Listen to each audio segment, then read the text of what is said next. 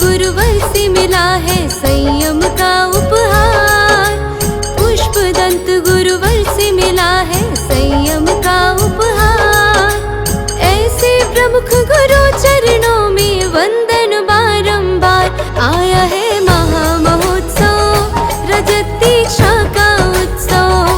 आया है महामहोत्सव, रजत दीक्षा का उत्सव।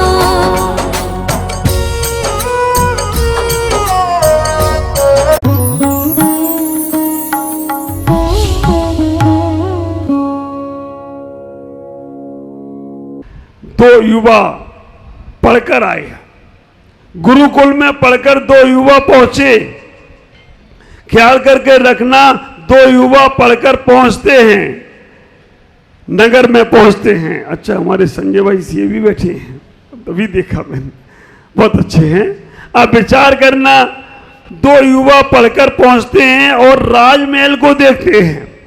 राजमहल को जैसे ही देखते हैं, राजमहल को 12, जब वो बहुत छोटे थे, 10 साल की उम्र में, 6 साल की उम्र में, 9 साल की उम्र में निकल गए थे घर से गुरुकुल में पढ़ने के लिए। जब 25 साल के युवा जवान हुए, तब गुरुकुल से पढ़कर आए, राजमहल को देखते हैं। राजमहल के झरोके में एक सुंदर सी नारी बैठी थी। आप विचार करना, राजमहल के झरोके में एक सुंदर सी नारी बैठी है, एक राजकुमारी बैठी है। बड़ा राजकुमार युवा कहता है, बड़ी सुंदर है, इससे विवाह मैं करूंगा। हाँ, छोटा राजकुमार कहता है, मैंने पहले देखा इसलिए विवाह मैं करूंगा। महल में नहीं पहुंचे अभी, महल के बाहर में ही हैं, और दोनों लोग उस राजकुमारी के लिए लड़ने लगे। महल के द्वार पर वो माता पिता आरती की थाल लेकर खड़े हैं और वो विचार कर रहे हैं, राजकुमार आए तो हम उनकी आरती उतारकर महल में प्रवेश कराएं। और इतनी घटना घटी कि जैसे ही उन दोनों राजकुमारों का युद्ध हुआ, माता पिता आए, कहा, बेटा कैसे, क्यों लड़ रहे हो, अभी तो तुम महल में ही नहीं घुसे। दोनों युवराज बोल दिए, वो राजकुमारी जो है ना, उससे विवाह मैं करूंगा, मैंने पहले देखा है। छोटा बोला, मैंने देखा है, मैं करूंगा। और बड़ा बोलता, बड़ा मैं हूं, इसलिए पहले विवाह मैं करूंगा। माता पिता ने माथा ठोका। माता पिता ने कहा, बेटा एक बार ये तो जान लो है कौन। उन दोनों ने कहा, कोई भी हो, विवाह तो मैं ही करूंगा। ख्याल करना, आपके चेहरे की हंसी बता रही है, समझ गए हो। आप विचार करना, उन दोनों ने तलवारें निकाल ली, लड़ने के लिए तैयार। आखिरकार माता पिता ने कहा, बेटा जब तुम गुरुकुल गए थे तब ये तुम्हारी बहन 5 साल 6 साल की थी, अभी 20 साल की हो गई है और तुम अपनी बहन से विवाह की बात कर रहे हो। ये और कोई नहीं, तुम्हारी सगी बहन है, तुम्हें इससे विवाह करना है। बाप रे! दोनों युवराज अपना माथा पकड़ते हैं, दोनों युवराज की तलवार गिर जाती है और दोनों युवराज पश्चाताप से भर जाते हैं। केवल विवाह का विचार किया, इतने लफड़े, भाई भाई में लड़ाई हो गई। आप विचार करना, अगर शादी कर लेते तो क्या हाल होता। आप विचार करना, उन दोनों ने केवल लड़की देखी थी, अभी शादी नहीं हुई थी। उसके पहले उन दोनों राजकुमारों ने कह दिया, रथ मोड़ दो, अब ये रथ महल में नहीं जाएगा। और दोनों जाकर महल से निकल गए, महल में घुसे ही नहीं, सन्यास ले लिया और सन्यास लेकर देशभूषण कुलभूषण बन गए हो तो कोई आश्चर्य की बात नहीं है। वो दोनों युवा देशभूषण और कुलभूषण बन गए। विचार करना, हमारा जिनागम कहता है कि घर में रहकर भी तुम संयम का पालन कर सकते हो। तुम्हें मालूम है, 2 बच्चियों की शादी हुई, एक युवा और एक युवती की शादी होती है। शादी होने के बाद जब वो दोनों एक घर में पहुंचते हैं, शादी की पहली रात है। पहली रात को जब वो दोनों एक दूसरे से मिलते हैं, लड़की मना कर देती है, अभी कृष्ण पक्ष चल रहा है, अभी मेरा ब्रह्मचर्य व्रत है। ख्याल करना, कृष्ण पक्ष चल रहा है, अभी मेरा ब्रह्मचर्य व्रत है।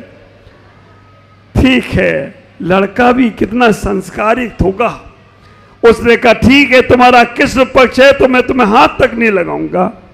लड़का भी वहां जमीन पे ही सोता था। विचार करके रखना, जब कृष्ण पक्ष खत्म हुआ, लड़का गया, उस लड़की आई लड़के के पास, युवती आई युवक के पास, मेरा कृष्ण पक्ष पूरा हो गया। लड़के ने कहा अब शुक्ल पक्ष है और मेरा शुक्ल पक्ष का ब्रह्मचर्य है, मेरे को हाथ मत लगाना, शुक्ल पक्ष का मेरा ब्रह्मचर्य व्रत है। विचार करना, बाप रे क्या से क्या हो गया। लेकिन उनके चेहरे पे सिकन नहीं, कृष्ण पक्ष का बच्ची का ब्रह्मचर्य और शुक्ल पक्ष का उस बच्चे का ब्रह्मचर्य, दोनों को मालूम नहीं था, शादी के पहले पता नहीं था। वो बच्ची आर्का माता जी से पढ़ती थी। उसने माता जी ने कहा बेटा अपने जीवन को संभालना है तो कुछ ब्रह्मचर्य की साधना करना, शादी के बाद भी करना। कृष्ण पक्ष का ब्रह्मचर्य ले लिया और उस युवा ने किसी मुनिदास से अध्ययन किया होगा तो उसने शुक्ल पक्ष का अध्ययन से संयम ले लिया।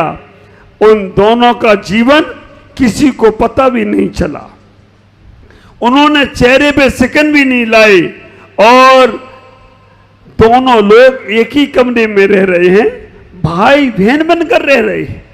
आप विचार करके रखना, पति पत्नी दुनिया की नजर में थे लेकिन एक दूसरे के लिए भाई बहन बनकर रहने लगे एक ही कमरे में। उन्होंने कहा हम ये बात किसी को कहेंगे नहीं, भाई बहन बनकर उसी कमरे में रहते थे। और मालूम कैसे पड़ा, एक सेठ जी को बड़ा प्रायश्चित मिला कि तुम इतने 1000 मुनियों को आहार कराओ तब तुम्हारा ये दोष दूर होगा। उन्होंने कहा अगर ना कर पाऊं तो, उन्होंने कहा कोई ऐसा जोड़ा, ऐसा पति पत्नी का जोड़ा हो जो निर्दोष हो, जिनके मन में कोई विकल्प विचार ना हो, जिनने कभी किसी पर पुरुष के बारे में सोचा ना हो, ऐसी स्त्री। जिस पुरुष ने कभी पर स्त्री के बारे में सोचा ना हो, ऐसा पुरुष। अगर ऐसा जोड़ा तुम्हारे घर में भोजन कर लेगा तो तुम्हें 84,000 मुनियों को आहार देने का पुण्य मिलेगा। जब ऐसी बात हुई, ख्याल करके रखना, जब ऐसी बात हुई तो उन्होंने कहा क्या किया जाए। पूरे गांव में न्योता दिया, हर दिन एक जोड़ा आता था, पूरा गांव के जोड़ों को आहार कराते थे। मुनिराज से उनने पूछा पता कैसे चलेगा कि ये निर्दोष जोड़ा है। उन्होंने कहा घर में एक चंदोवा लगा देना। वो चंदोवा काला सफेद होने लगे तो समझ लेना इस जोड़ा निर्दोष है। कई गांव के लोग आहार करने आए, भोजन करने आए, लेकिन वो काला का काला ही रहा, क्योंकि मन में कहीं ना कहीं किसी ना किसी के विकार रहता ही था। आखिरकार जब उन जोड़े का नंबर आया और वो जोड़ा जब घर में भोजन करने बैठा, जैसे जैसे भोजन वो जोड़ा कर रहा था वैसे वैसे चंदोवा सफेद होने लगा हो तो कोई आश्चर्य की बात नहीं है। और वो चंदोवा पूरा सफेद हो गया। उन लोगों ने कहा कि आज मुझे मालूम पड़ा निर्दोष जो व्यक्ति रहता है वो व्यक्ति का कितना बड़ा प्रभाव। उनके नाम तो मालूम ही पड़ गए होंगे, बोलो क्या नाम थे।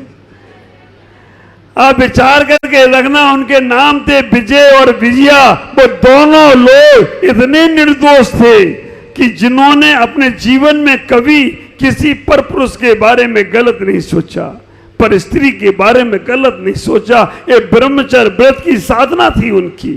विचार करना, उन्होंने अपने जीवन को, और जब ये हुआ तभी लोगों को मालूम पड़ा कि ये संयम से रहकर अपने जीवन को जीने का प्रयास कर रहे हैं। ख्याल करना, क्या विजय विजया ने पालन किया आप लोग नहीं कर सकते? आप विचार करके रखना, आप भी अगर मन में संकल्प करो तो आप जरूर कर सकते हो। हम किस पक्ष का ब्रह्मचर्य का पालन करेंगे, पूरा ना कर पाओ तो महीने में 15 दिन का संयम का पालन करेंगे।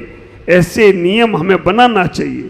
ख्याल करना, सीता रावण के घर में भी सुरक्षित थी। ख्याल करना, सीता रावण के महल में जाकर भी सुरक्षित रह के वापस आ गई। और राम को किसी ने कह दिया, कह किसने दिया, और कोई नहीं था, उनकी अयोध्या में रहने वाला धोबी था। मैं तो कई बार ये कहता हूं, लोग कहते अयोध्या अच्छी थी, जहां पर अच्छे लोग रहते थे। मैं कहता हूं अयोध्या में भी धोबी जैसे लोग थे। जो इतना ही हुआ, उस धोबी ने अपनी पत्नी उनकी रात में लेट आई, 1 दिन 2 दिन आई नहीं, तो उस धोबी ने उससे कह दिया, आप विचार करना, अभी कोई धोबी वोबी हो तो वो पकड़ मत लेना, वो उस समय की बात है। तो विचार करना, उस धोबी ने कह दिया, मैं कोई राम नहीं हूं जो पर घर में स्त्री रह के आए और उससे मैं अपने घर में स्थान दूं। वो तो राम है जो दूसरे के घर में स्त्री रह के आई और उन्होंने रख लिया। जब ये बात गुप्तचरों से भगवान राम को मालूम पड़ी तो उन्होंने कहा कि मेरी बहुत बदनामी हो रही है, तुम्हारे कारण से मेरा नाम दूषित किया जा रहा है। और राम ने कहा, सीता से तुम्हारी अग्नि परीक्षा होगी। रामायण में सारे लोग रोने लगे, एक सीता की अग्नि परीक्षा। सीता अग्नि परीक्षा को तैयार हो गई। ख्याल करना, और जब अग्नि परीक्षा हुई तो वो जो अग्नि का कुंड बना था ना, वो अग्नि का कुंड पानी का जलसा हो गया हो तो कोई आश्चर्य की बात नहीं है। सीता रावण के घर में भी निर्दोष। और आज की स्थिति बताऊं ना, आज की हमारी बहू बेटियां, आज की हमारी माताएं बहनें, आज की हमारे वो स्त्री जाति अपने घर में भी सुरक्षित नहीं है। हमें आज दूसरों से कम खतरा है, अपनों से ही ज्यादा खतरा है। और आप विचार करके रखना, दूसरे लोग कभी कभार हमारे घर को बदनाम करते हैं, लेकिन हमारे अपने लोग धीमे धीमे हमारे घर की खोखलाएं हमारे घर को खाक कर देते हैं। ख्याल करना, हमें अपने जीवन में ब्रह्मचर्य की साधना करना है। ब्रह्मचर्य की साधना के लिए आचार्यों ने 10 प्रकार की बात बताई हैं। हम अपने आप को कैसे सुरक्षित करें। आचार्य कहते हैं, ऐसी जगह मत जाओ जहां मन खराब होता हो। गरिष्ठ भोजन मत करिएगा जिससे तुम्हारे अंदर विकार आता हो। ऐसी पुस्तकें ना पढ़िएगा जिससे मन खराब होता हो। लेकिन आज पुस्तकें नहीं पढ़ो, ऐसी जगह मत जाओ, गरिष्ठ भोजन मत करो, लेकिन जो तुम्हें आज मोबाइल पे परोसा जा रहा है ना, ख्याल करके रखना, मोबाइल पे जो परोसा जा रहा है और छोटे छोटे बच्चे बिगड़ते चले जा रहे हैं। केवल उस विकृति के कारण से हमारी साधनाएं समाप्त होती जा रही हैं, हमारा बच्चों का वर्चस्व खत्म होता जा रहा है। क्यों? क्योंकि वो संयम की साधना कर ही नहीं सकते हैं। ख्याल करो, उन ब्रह्मचर्य की साधना में अपने आप को लगाना है तो हमें ऐसे निमित्त कारणों से आपको बचाने का प्रयास करना है। हमें ऐसी जगह जाने से अपने आप को रोकना है। ऐसी बातें रोकने से हम अपने जीवन में बहुत आगे बढ़ने का प्रयास करेंगे। भरत चक्रवर्ती की 96,000 रानियां, कितनी रानियां? और उन्हें ब्रह्मचारी व्रत कह देते हैं। भरत चक्रवर्ती की 96,000 रानियों के बाद भी वो ब्रह्मचारी। और तुम लोगों की कितनी रानियां हैं? 1। और अगर तुमसे कहा जाए ब्रह्मचर्य व्रत ले लो तो अरे महाराज, मैं जिससे शादी की उसका क्या होगा? ख्याल करना, हमारे आचार्यों ने कहा है जिससे शादी की उसके अलावा किसी के प्रति मन में गलत भाव नहीं रखेंगे। इसको बोलते हैं स्वेदार संतोष व्रत। स्वेदार संतोष व्रत, अपनी पत्नी के अलावा पर स्त्री से माँ, बहन, बेटी के समान समझेंगे। ऐसा विचार करने से आप घर में रहकर भी ब्रह्मचर्य व्रत का पालन कर सकते हैं। ख्याल करना, मैं उन स्त्रियों से भी कहना चाहता हूं जो ज्यादा श्रृंगार करती हैं ना, चटक वटक लटक टटक पता नहीं क्या क्या करती है, किसके लिए श्रृंगार कर रहे हो? आइटम बनकर जब बाहर निकलते हो ना, तो बाहर निकलने से लोगों के मन खराब होते हैं तुम्हारे सुंदर रूप को देखकर। तो आप विचार करना, उनके मन खराब करने में आपको ही पाप लगेगा, आपको ही दोष लगेगा। ख्याल करो कैसे मन खराब हो जाते हैं। कैसे एक लड़की ने एक लड़के की शिकायत की, लड़की ने लड़के की शिकायत की कि ये लड़का मुझे बहुत परेशान करता है। लड़की ने जब बोला, पुलिस आई और पुलिस आकर लड़के को पकड़कर जेल में ले गई। लड़के को पकड़कर जेल में ले गई और जेल में ले जाने के बाद जब उसे कोर्ट पहुंचाया गया तो कोर्ट में जज साहब ने बोला, तुमने इस लड़की को छेड़ा? लड़के ने कहा, मैं तो पहली बार देखा इस लड़की को। जज साहब थोड़े आध्यात्मिक थे। जज साहब ने कहा कि बेटा तुमने उस दिन जो कपड़े पहने थे वही पहन के आना, निर्णय 3 दिन बाद होगा। 3 दिन बाद जब वो लड़की वो कपड़े पहन के गई और जज साहब ने देखा तो जज साहब को भी कुछ होने लगा। आप विचार करके रखना, 3 दिन बाद वो लड़की जो कपड़े पहन के गई, जज साहब ने देखा तो जज साहब को भी कुछ होने लगा। जज साहब ने कहा, बड़ी सुंदर लग रही है। उस दिन तो इतनी सुंदर लगी नहीं थी। उस लड़की ने स्टाइल मारी कि हूं मैं सुंदर और मैं तो बस ऐसी ही रहती हूं। जज ने निर्णय लिया, लड़के को बाइज्जत बरी किया जाता है और उस लड़की को 6 महीने की कारागार की सजा सुनाई जाती है। इस लड़की ने मजबूर किया छिड़वाने को। ख्याल करना, एक होता छेड़ना और एक होता छिड़वाना। और मुझे तो कई बार ये आश्चर्य लगता है, स्कूल कॉलेज में मेरे गुरुदेव सुनाते हैं, कॉलेज में एक लड़की क्या उससे बोला, टीचर से, अपने लड़की से पूछा, गुरुदेव जब स्कूल लाइफ में थे, कि तुम्हें यहाँ अच्छा लगता है? उसने कहा, हाँ अच्छा लगता है, लेकिन मुझे कोई छेड़ता ही नहीं है।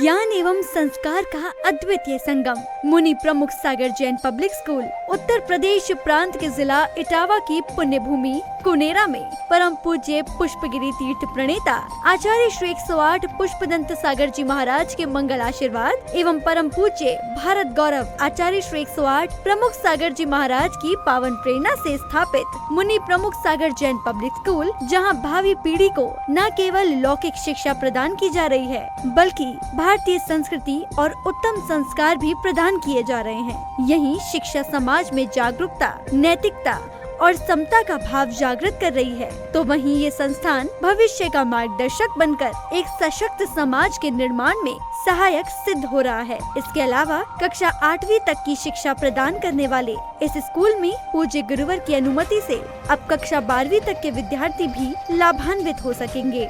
अब ये विद्यालय कक्षा 8वीं से 12वीं तक प्रारंभ होने जा रहा है, अतः निर्माण कार्य के शीघ्र आरंभ हेतु सधर्मी बंधुजन अपना अपना धर्म योगदान देकर इस पुण्य कार्य में सहभागी बने और अनंत कालीन धर्म लाभ अर्जित करें। अधिक जानकारी एवं सहयोग हेतु संपर्क करें छुलक Shri Paramanand Sagar ji, Anand Baba, Shri Chhavi Sethi, Dimapur, mobile number 9436003664, Shri Rajesh Elani, Dimapur, mobile number 9346666666, Sangeeta Jain, Etawah, mobile number 9897795058, Shri Mithun Jain, Etawah, mobile number 7300726318 एवं 9411989700। बैंक डिटेल्स, बैंक का नाम बंधन बैंक, खाता संख्या 1022000048325568, IFSC कोड BDBL 002101, खाता नाम श्री दिगंबर जैन आचार्य प्रमुख सागर सेवा ट्रस्ट।